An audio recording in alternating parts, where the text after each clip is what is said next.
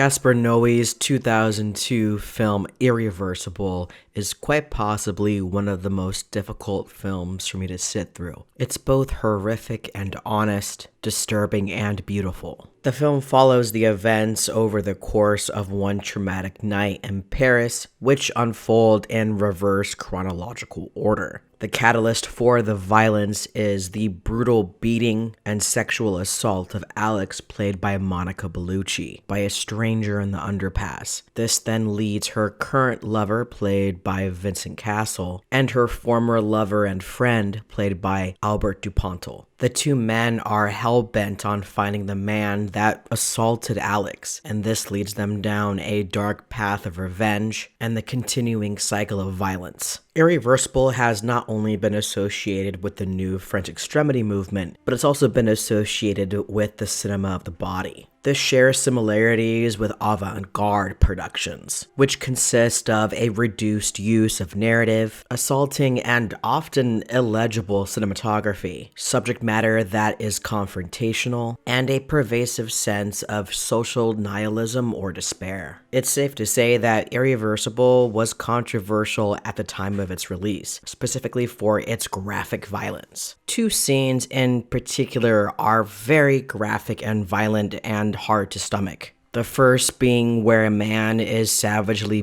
bludgeoned to death with a fire extinguisher, and the other being a 10-minute long sexual assault scene of Alex, who was then brutally beaten into a coma. To further add to these anxiety-inducing scenes, the film uses extremely low-frequency sound to create a state of nausea and anxiety in the audience for 60 minutes of its runtime. The dizzying cinematography also adds to this sense of being out of control, much like our characters. During the production of the film, Noé, who's admitted this in interviews, would use cocaine in order to help him carry the large cameras that were needed to capture the rotating shots in the film, which consist of a dozen unbroken shots, which are then melded together from hundreds of shots, which makes this film a cinematic feast, much like Noé's other films. As horrific as this film is, I could not take my eyes off of the screen, not only because of the superb cinematography and direction, but also the fantastic performances by our three leads, Monica Bellucci, Vincent Cassel, and Albert Dupontel. Each one of them give electrifying and heartbreaking performances. It feels so visceral and raw. I also want to mention a brief appearance of the Butcher, who's the protagonist of Noé's previous film, I Stand Alone. I mentioned earlier in my review that the film uses extremely low frequency sound to create that sense of nausea and anxiety.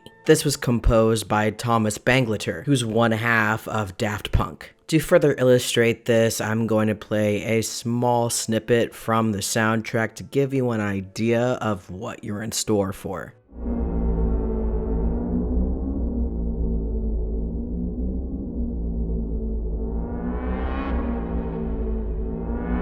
Something I feel that was particularly brilliant about this film is having the film not be in chronological order. We witness unspeakable violence and depravity for the first 60 minutes of the film. For the rest of the film, we see the events that unfold before the violence takes place. We as the viewer know how this story is going to end, but unfortunately for our characters, they tailspin into hell on earth, and we as the audience are helpless to do anything about it. I feel that if this was shown in a more traditional way, I don't feel that the impact of the film's violence and vengeance wouldn't be as hard-hitting and as tragic, like the phrase uttered in the film's opening scene and the title card at the end of the film, "Time destroys everything." Although not a film that I would watch on repeat viewings, I do feel that Gaspar Noé's Irréversible is a cinematic masterpiece. And take note of the fact that not all cinema is supposed to be entertaining. There is cinema that is supposed to be challenging. That shines a light on the ugly side of human nature. With a lot of the new French extremity films that I've been reviewing on my channel, this is yet again a film that isn't for everyone. And I wouldn't recommend it to just any horror fan or film buff in general. I also feel that those that focus primarily on the 10-minute sexual assault scene are missing the bigger picture of the film. Much like Martyrs, the moral of the story is that vengeance doesn't bring about justice. It may just bring about more violence, death, and destruction. And by the end of the film, we're left with this sense of what could have been. And I feel that films that really make you think and look inward, as well as looking outward at human nature from a primal level, can simultaneously be challenging and rewarding. Which is why I'm going to give Gaspar Noé's Irréversible an instant classic. As I said previously, this film is not for most people, which is totally fine and acceptable. But if you're a fan of extreme cinema or want to see more of Gaspar Noé's work, Irréversible is a must-see that you won't soon forget. If you enjoyed this video, be sure to leave a like and don't forget to subscribe to the channel. And if you'd like to support the channel even more, get your name in the opening credits, along with requesting a movie for me to review or even a full horror franchise, become a Patreon today. Link is down in the description below. Thank you so much for coming by, and I'll see you guys on the next video.